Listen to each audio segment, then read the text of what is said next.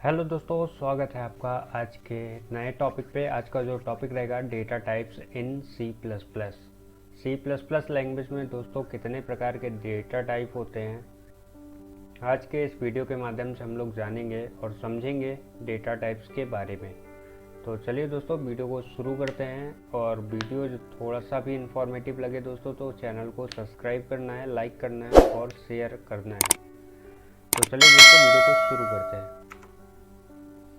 तो सबसे पहले दोस्तों डेटा टाइप्स होते हैं वो तीन टाइप के होते हैं: basic data types, derived data types और यूज़र डिफाइंड डेटा टाइप्स। इन तीनों के बारे में आज इस वीडियो के माध्यम से डिटेल में चर्चा करेंगे। तो पूरी जानकारी इसी वीडियो में मिलेगी दोस्तों, तो आप लोग को वीडियो को पूरा देखना है एग्ज़ाम के माध्यम से।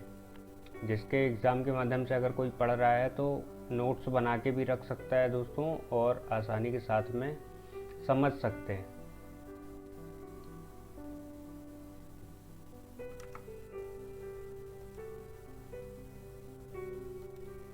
तो यहाँ पे देख सकते हैं दोस्तों, डेटा टाइप जो होता है वो तीन टाइप का होता है: basic data type, derived data type और यूज़र डिफाइंड। तो सबसे पहले देखते हैं दोस्तों डेटा टाइप होता क्या क्या है। सी प्लस प्लस लैंग्वेज में एक डेटा टाइप वेरिएबल के द्वारा स्टोर किए हुए डेटा के बारे में बताता है। जो ये डेटा टाइप होता है दोस्तों वो वेरिएबल के द्वारा स्टोर किए हुए डेटा के टाइप को बताता है, मतलब उस डेटा को बताता है वो किस टाइप का है, जैसे कि इंटीजर है, कैरेक्टर है, फ्लोट है, किस टाइप का है वो ये बताता है। दूसरे शब्दों में कहा जाए दोस्तों, डेटा टाइप का प्रयोग वेरिएबल के द्वारा स्टोर किए जाने वाले डेटा टाइप के बारे में बताने के लिए किया जाता है। जब भी किसी सी प्लस प्लस में कोई भी वेरिएबल को डिफाइन किया जाता है तो उस डेटा टाइप के आधार पर कुछ मेमोरी दी जाती है। प्रत्येक डेटा टाइप को अलग अलग मेमोरी की आवश्यकता होगी। तो आज इसी के बारे में पूरी चर्चा होगी दोस्तों।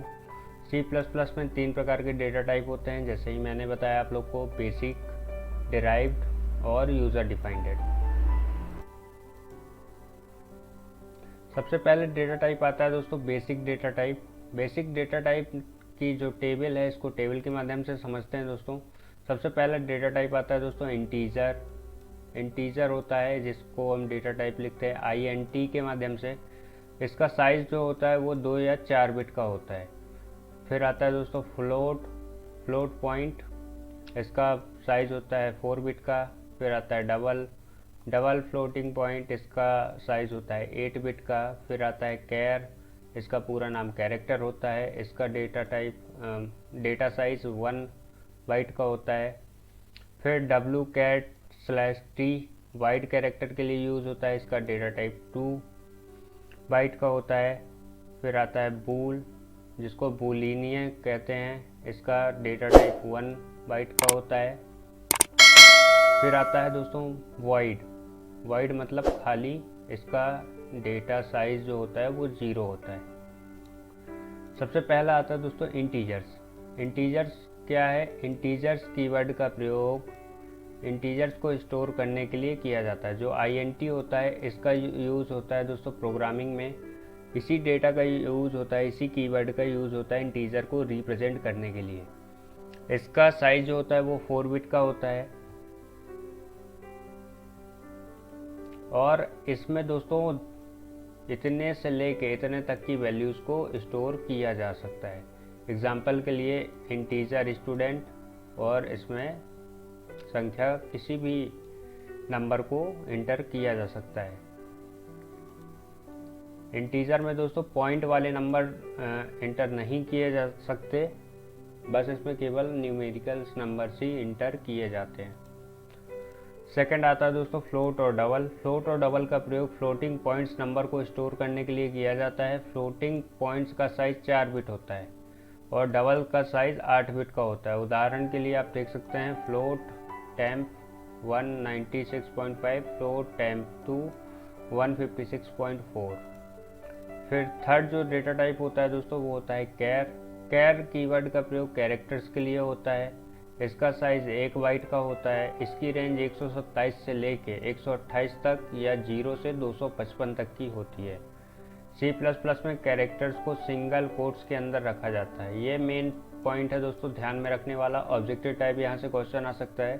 C++ में कैरेक्टर को सिंगल कोट्स के अंदर रखा जाता है। एग्जाम्पल के लिए देख सकते हैं दोस्तों, कैर नेम इक्वल टू, ये कोट्स इन्वर्टेड कोट्स के अंदर रख दिया दोस्तों और किसी का नाम हो गया। I मीन कोई भी कैरेक्टर हो सकता है। नेक्स्ट आता है दोस्तों वाइड कैरेक्टर, मतलब इसको रिप्रेजेंट करते हैं WCHAR/T से। इसका पूरा नाम वाइड कैरेक्टर है। यह कैर की तरह ही समान होता है, इसमें सिर्फ अंतर इतना होता है कि इसका साइज 2 बिट का होता है, मतलब 2 बाइट का होता है। इसका प्रयोग उन कैरेक्टर्स को स्टोर करने के लिए किया जाता है जिनको ज़्यादा मेमोरी की आवश्यकता होती है। जिस कैरेक्टर को 1 बाइट से ज़्यादा मेमोरी की आवश्यकता होती है उस कैरेक्टर को इस डेटा टाइप के माध्यम से स्टोर कर सकते हैं। एग्जाम्पल के लिए देख सकते हैं WCHAR/T इक्वल टू कमल इन्वर्टेड कॉमा, फिर यहाँ पे कोई भी सिंबल अगर ऐड करना है तो। इसमें ध्यान देने वाली बात है कि कमल जो है वह सिंगल कोट से पहले लिखा है। फिफ्थ जो डेटा टाइप होता है दोस्तों वो होता है बूल। बूल डेटा टाइप की केवल 2 पॉसिबल वैल्यूज़ होती हैं, ट्रू या फॉल्स। जैसे बूलियन में पढ़ते हैं ना दोस्तों, ट्रू या फॉल्स, बस वैसे ही सेम चीज़ यहाँ भी होती है। इसका प्रयोग सामान्यतः कंडीशनल स्टेटमेंट्स और लूप्स के लिए किया जाता है। बूल का प्रयोग कंडीशनल स्टेटमेंट और लूप्स के लिए कर सकते हैं। इसका साइज 1 बाइट का होता है। एग्जाम्पल के लिए बूल कंडीशन इक्वल टू ट्रू, या हो सकता है बूल कंडीशन इक्वल टू फॉल्स। फिर 6 आता है दोस्तों वाइड। वाइड कीवर्ड डेटा की अनुपस्थिति को बताता है। वाइड जो कीवर्ड होता है वो डेटा की अनुपस्थिति मतलब अनप्रेजेंटेड डेटा को बताता है, जिसका मतलब है नथिंग या नो वैल्यू। यह एम्प्टी होता है, मतलब यह खाली होता है। इसका साइज भी 0 बाइट होता है। यहाँ हम वाइड टाइप के वेरिएबल्स को डिक्लेयर नहीं कर सकते। इसमें वाइड टाइप के वेरिएबल को डिक्लेयर नहीं कर पाते हैं। नेक्स्ट आता है दोस्तों derive data type. Derive data type क्या होता है? डिराइव्ड वे डेटा टाइप जो प्रिमिटिव या बिल्ड इन डेटा टाइप से डिराइव किए जाते हैं उन्हें डिराइव डेटा टाइप कहते हैं। ये 4 प्रकार के होते हैं। पहला होता है फंक्शन, दूसरा एरे, तीसरा पॉइंटर और चौथा रेफरेंस। तो चलिए इनके बारे में भी चर्चा करते हैं विस्तार से। सबसे पहले आता है दोस्तों फंक्शन। फंक्शन क्या होता है? फंक्शन एक कोड का ब्लॉक होता है। यह तभी रन होता है जब इसे कॉल किया जाता है। इसका यूज़ किसी विशेष कार्य को पूरा करने के लिए किया जाता है। फंक्शन का प्रयोग करके हम कोड को दोबारा से प्रयोग कर सकते हैं, जिससे प्रोग्रामर्स को एक बार में कोड बार बार लिखना नहीं पड़ता है। वह एक बार कोड को लिख लेता है और उसे बार बार यूज़ कर सकता है, जिससे टाइम की बचत होती है और प्रोग्राम कॉम्प्लेक्स नहीं बनता है। फंक्शन का यूज़ कहाँ कर सकते हैं दोस्तों? फंक्शन का यूज़ अपन सीधा तरीके से समझें, सिंपल भाषा में, तो कोई भी डेटा या कोड को बार बार लिखना नहीं पड़ता है। एक ही कोड को हम बार बार यूज़ कर सकते हैं फंक्शन के माध्यम से। जैसा कि इसका सिंटैक्स के रूप में प्रेजेंटेशन देख लेते हैं। फंक्शन टाइप, फिर फंक्शन नेम, फिर पैरामीटर्स। इसको इस प्रकार से रिप्रेजेंट करते हैं दोस्तों। अगला जो डेटा टाइप आता है दोस्तों वो आता है एरे। एरे एक समान डेटा टाइप्स का कलेक्शन होता है। एरे जो होता है वो एक समान डेटा टाइप्स का कलेक्शन होता है। इन्हें कंटिन्यूअस मेमोरी लोकेशन में स्टोर किया जाता है। कंटिन्यूअस का कहने का मतलब है दोस्तों बढ़ते क्रम के मेमोरी के साथ में एक ही जगह पे स्टोर कर सकते हैं। जहाँ पे एक डेटा को रखा गया है जस्ट उसी के बाद दूसरे डेटा को भी रखना पड़ेगा मेमोरी लोकेशन में। इसका प्रयोग बहुत सारी वैल्यूज़ को एक समान वेरिएबल में स्टोर करने के लिए किया जाता है। एरे का यूज़ वैल्यूज़ को एक समान वेरिएबल में स्टोर करने के लिए कर सकते हैं। इसका सिंटैक्स क्या होता है दोस्तों? इसको किस टाइप से रिप्रेजेंट करते हैं? तो data type, array name and size of the array. फिर आता है दोस्तों पॉइंटर एंड रेफरेंस। पॉइंटर एक वेरिएबल होता है जो कि मेमोरी एड्रेस को कंटेन किए रहता है। पॉइंटर के बारे में मैंने पहले भी लेक्चर में चर्चा की थी। पॉइंटर जो होता है वो मेमोरी एड्रेस को कंटेन करके रखता है। इनका प्रयोग करने से पहले इन्हें डिक्लेयर करना होता है। पॉइंटर का यूज़ जब भी करते हैं अपन तो यूज़ करने से पहले इसको डिक्लेयर करते हैं, उसके बाद ही यूज़ करते हैं। इसका सिंटैक्स हो सकता है जो भी ये सिंटैक्स है दोस्तों पॉइंटर का, डेटा टाइप स्टार लगाते हैं दोस्तों मेमोरी एड्रेस के लिए, फिर वेरिएबल स्लैश नेम, ये पॉइंटर को रिप्रेजेंट करने के लिए यूज़ किया जाता है इस टाइप का स्टेटमेंट। फिर आता है दोस्तों रेफरेंस। जब एक वेरिएबल को रेफरेंस के रूप में डिक्लेयर किया जाता है तो वह वेरिएबल का दूसरा नेम बन जाता है। जब किसी वेरिएबल को रेफरेंस में डिक्लेयर करते हैं दोस्तों तो वह वेरिएबल का दूसरा नेम बन जाता है। हम वेरिएबल को रेफर करने के लिए वेरिएबल नेम या रेफरेंस नेम दोनों में से किसी का भी यूज़ कर सकते हैं। अगर हमको किसी भी चीज़ को रेफ़र करना है दोस्तों रेफरेंस के माध्यम से तो उसमें हम वेरिएबल नेम या रेफरेंस नेम दोनों में से किसी एक का यूज़ कर सकते हैं। थर्ड जो होते हैं डेटा टाइप दोस्तों वो यूज़र डिफाइंड डेटा टाइप्स होते हैं। यूज़र डिफाइंड का मतलब जो हम लोग डिफाइन करते हैं प्रोग्रामिंग में यूज़ करने के लिए, वही data type user defined data type हो जाते हैं। ये भी 4 प्रकार के होते हैं, क्लास, स्ट्रक्चर, यूनियन और एनुमरेशन। ये 4 टाइप के हो गए, क्लास, स्ट्रक्चर, यूनियन और एनुमरेशन। तो इन चारों के बारे में चर्चा करते हैं। सबसे पहला आता है दोस्तों क्लास। क्लास क्या होता है? क्लास यूज़र के द्वारा डिफाइन किया हुआ डेटा टाइप है। इसमें खुद के डेटा मेंबर्स और मेंबर्स फंक्शन होते हैं। इसमें यूज़र्स के द्वारा बनाए गए डेटा मेंबर्स और डेटा फंक्शन होते हैं। इन डेटा मेंबर्स और फंक्शन का प्रयोग क्लास के ऑब्जेक्ट को क्रिएट करने के लिए करते हैं। डेटा मेंबर्स और फंक्शन का जो यूज़ है दोस्तों क्लास के ऑब्जेक्ट हो, क्लास का जो ऑब्जेक्ट होगा उसको क्रिएट करने के लिए किया जा सकता है। आसान शब्दों में कहें दोस्तों, एक क्लास एक ब्लूप्रिंट होता है जिससे ऑब्जेक्ट्स को क्रिएट करते हैं। क्लास एक टाइप का ब्लूप्रिंट होता है जिससे ऑब्जेक्ट्स को क्रिएट किया जाता है। सिंटैक्स इसका देखते हैं दोस्तों। C++ में एक क्लास को क्लास कीवर्ड के द्वारा डिफाइन किया जाता है। यहाँ पे देख सकते हैं दोस्तों, यहाँ पे रिप्रेजेंट किया हुआ है फंक्शन के माध्यम से।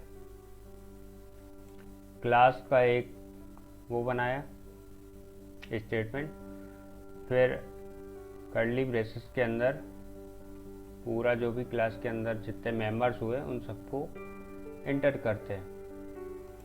फिर नेक्स्ट आता है दोस्तों स्ट्रक्चर। स्ट्रक्चर विभिन्न डेटा टाइप्स के वेरिएबल का एक कलेक्शन होता है। विभिन्न डेटा टाइप्स जैसे कैरेक्टर में दोस्तों कई प्रकार के डेटा टाइप्स का कलेक्शन होता है, जैसे कैर भी है, इंटीजर भी है, फ्लोट भी है। इस टाइप के कलेक्शन को स्ट्रक्चर के अंदर रखते हैं। इसका प्रयोग एक रिकॉर्ड को प्रस्तुत करने के लिए किया जाता है। जैसे कोई भी अपन टेबल बनाते हैं ना, कोई भी रिकॉर्ड की टेबल, उसमें नाम भी रहता है, मोबाइल नंबर भी रहता है, एड्रेस भी रहता है, तो वो स्ट्रक्चर के माध्यम से उस टेबल को क्रिएट किया जा सकता है। इसका सिंटैक्स बहुत ही आसान है दोस्तों। इसको स्ट्रक्ट के नाम से डिफाइन करते हैं। स्ट्रक्ट इसका यूज़र नेम है, जैसे डेटा में प्रोग्रामिंग में यूज़ करते हैं शॉर्ट नेम, स्ट्रक्ट के माध्यम से इसको रिप्रेजेंट करते हैं। यहाँ पे देख सकते हैं स्ट्रक्ट एड्रेस, फिर ये 4 कैरेक्टर कैरेक्टर कैरेक्टर कैरेक्टर और इंटीजर, इन सब का कलेक्शन इसके अंदर रखा गया है। फिर नेक्स्ट जो होता है दोस्तों वो होता है यूनियन। स्ट्रक्चर की तरह यूनियन भी यूज़र डिफाइंड डेटा टाइप है। यूनियन में सभी मेंबर्स एक ही मेमोरी लोकेशन शेयर करते हैं। यूनियन में क्या होता है दोस्तों, जो सभी मेंबर्स होते हैं वो एक ही मेमोरी लोकेशन, एक ही जो मेमोरी लोकेशन होती है उसी को शेयर करते हैं। यूनियन का साइज इसके सभी से बड़े मेंबर्स के साइज पर निर्भर करता है। यूनियन का जो साइज होगा दोस्तों वो उसके मेंबर्स के साइज पर निर्भर करेगा, जो सबसे बड़ा मेंबर होगा उसके साइज पर। तो इसका सिंटैक्स देखते हैं दोस्तों। इसका सिंटैक्स इसको रिप्रेजेंट करने के लिए यूनियन, यूनियन नेम, फिर कर्ली ब्रैकेट्स के अंदर data type variable 1, data type variable 2, फिर स्लैश करके डेटा टाइप वेरिएबल n, इसको इस टाइप से रिप्रेजेंट करते हैं। एंड लास्ट आता है दोस्तों एन्यूमरेशन। एन्यूमरेशन भी यूज़र के द्वारा डिफाइन किया हुआ डेटा टाइप है जिसका प्रयोग इंटीग्रल कांस्टेंट्स को नेम देने के लिए करते हैं। इसके लिए ई नंबर कीवर्ड का यूज़ किया जाता है, ई नम कीवर्ड का यूज़ करते हैं। सिंटैक्स में देखते हैं दोस्तों इसको किस प्रकार से रिप्रेजेंट करते हैं। ई नम स्टेट, फिर curly braces working equal to 1 failed equal to 0। इसका जो यूज़ होता है दोस्तों बिग डेज के लिए करते हैं। बिग डेज का वो पता करने के लिए इस ई नम यूज डेटा टाइप का यूज़ करते हैं। ई नम का जो प्रोग्राम होता है दोस्तों वो किस प्रकार से बनाया जाता है C++ के अंदर, वो अपन देखते हैं। सबसे पहले वही इंक्लूड आइसोस्ट्रीम, फिर using name space standard std, फिर ई नम का यहाँ पे यूज़ हुआ, फिर वीक लिखा, वीक के सारे डेज एंटर किए गए दोस्तों, फिर इंटीजर मेन, फिर कंडीशन दी गई week day equal to Friday, cout के अंदर day inverted comma slash day plus 1 is equal to is greater than and 1 and then return 0। Then output जो आएगा दोस्तों वो आएगा 5। आउटपुट कितना आएगा 5, क्योंकि यहाँ पे डे कौन सा है फ्राइडे। फ्राइडे किस नंबर पे है 1 2 3 4 5 नंबर पे है तो इसका आउटपुट आएगा 5। अगर यहाँ पे फ्राइडे की जगह पे मंडे कर दें तो आउटपुट आएगा 1। ऐसे ही वेडनेसडे कर दें तो आउटपुट आएगा 3। इस टाइप से ई नम डेटा टाइप को यूज़ करते हैं। थैंक यू फ्रेंड्स, इतने ही टाइप के डेटा टाइप होते हैं C++ के अंदर। अगर वीडियो अच्छी लगी हो तो वीडियो को लाइक कर देना, कमेंट कर देना, शेयर भी कर दीजिएगा। और चैनल पे पहली बार फर्स्ट टाइम वीडियो देख रहे हैं तो चैनल को सब्सक्राइब करिएगा। और वीडियो देखने के लिए आप सभी का दिल से बहुत बहुत धन्यवाद। थैंक यू सो मच दोस्तों, बाय बाय, टेक केयर।